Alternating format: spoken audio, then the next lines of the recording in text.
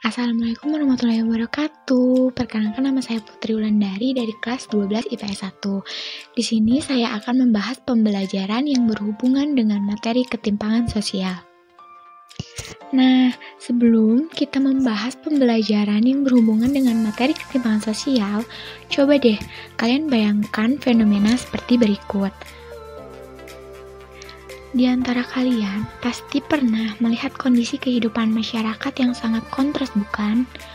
Misalnya, saat kamu berada di kota-kota besar di Indonesia, kamu akan melihat gedung-gedung mewah dan orang-orang yang berpenampilan rapi. Sementara itu, di sekitar gedung-gedung mewah tadi terdapat pemukiman kumuh. Sebagian besar penduduk di pemukiman itu bekerja serabutan, misalnya pengamen, pedagang kaki lima, dan buruh pasar. Nah, dari fenomena tersebut, kalian dapat melihat adanya perbedaan sosial yang sangat mencolok. Fenomena semacam ini menjadi satu di antara contoh bentuk-bentuk ketimpangan sosial yang paling mudah kita temui. Jadi, apa sih ketimpangan sosial itu? Ketimpangan sosial merupakan keadaan di mana terjadi kesenjangan, ketimpangan, atau ketidaksamaan akses untuk memanfaatkan sumber daya yang ada. Ketimpangan sosial ditandai oleh ketidaksetaraan peluang dan penghargaan untuk posisi sosial atau status yang berbeda dalam kelompok atau masyarakat. Adapun bentuk-bentuk ketimpangan sosial. 1. Ketimpangan pengembangan diri manusia. Jadi maksudnya, bentuk ketimpangan ini menjadi faktor yang sangat berpengaruh bagi kesejahteraan seseorang.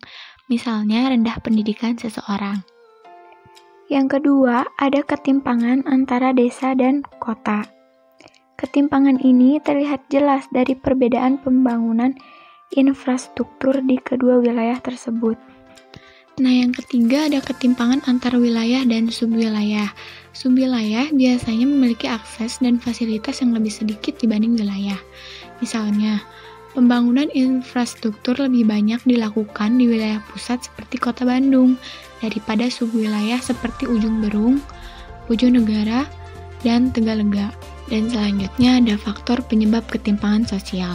Penyebab ketimpangan sosial itu ada dua faktor, yaitu faktor internal dan faktor eksternal. Faktor internal berasal dari dalam diri seseorang yang berupa rendahnya kualitas sumber daya manusia, seperti tingkat pendidikan rendah, kesehatan rendah, serta adanya hambatan budaya atau budaya kemiskinan. Yang kedua yaitu faktor eksternal. Faktor eksternal itu berasal dari luar kemampuan seseorang. Misalnya, ketimpangan sosial terjadi bukan karena seseorang malas bekerja, melainkan ada sistem yang membatasi seseorang untuk bisa mendapatkan pekerjaan tersebut.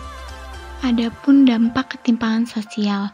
Dampaknya yaitu bisa berupa kualitas penduduk masyarakat yang semakin tinggi kemiskinan, dan dekadensi moral. Apabila dibiarkan terus-menerus, hal ini akan mengganggu proses pembangunan ekonomi suatu negara.